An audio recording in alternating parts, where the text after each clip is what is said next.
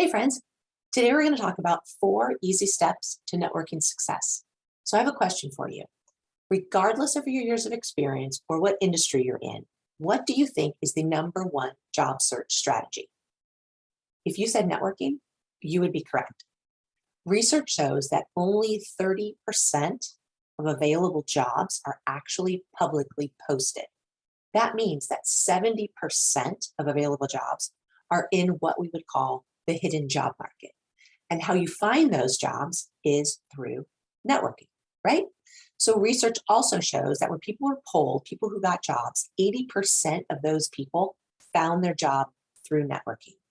So even with all the social media platforms and the job sites that we can go to, networking is still our number one strategy. So even though we know this, we still cringe when it comes to networking. And people use all the excuses. I've used the excuses myself. Things like, I'm an introvert. I don't want to do it. I don't know what questions to ask. I don't know where to go. Why would somebody want to help me? How can I help them? What can I give them back? I've heard all those kinds of questions. So if you or someone you know is kind of struggling with networking and you have questions about it, send them my way. I could talk about this stuff all day. But the real reason I'm here today is to talk about my 4 easy steps to networking success. So I recently heard of an acronym. It's called AIR. So I put it together in a triangle form, right? So we have AIR.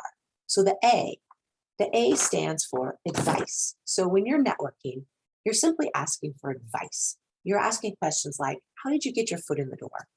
Or what advice can you share with me about getting hired in blank company? Or what tips do you have that might help me find a job in blank industry, for example? So the I stands for information. And when you're networking, it's always about asking for information. You are never asking for a job. So information might be asking things like, what skills are employers looking for in candidates for X job? Or I don't have those skills, but I have these skills.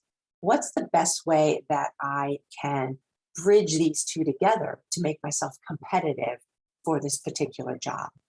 Or it might be a question like, if you could do it all over again, would you still go for a job in this particular industry? The R stands for referral. So networking is all about continuing to build your connections with people. So referrals, when you're having a networking conversation, you want to ask people like, who can you recommend that I might reach out to talk to? Or who else might be good for me to talk to? Something like that, right? Now, because this is a triangle and we have 4 steps, we're coming back up to the A, which is for action. And I think that's the most critical step of the entire networking process.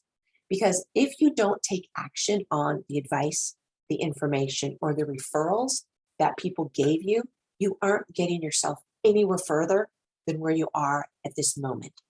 So taking action is really the critical step to your networking success. So step outside the comfort zone, go that extra mile, follow through on the action that you were given, and see what it feels like. See where it goes. If you have questions about it, I'm happy to answer the questions. So as always, if you or someone you know is struggling with their job search, stuck navigating the job search, send it my way.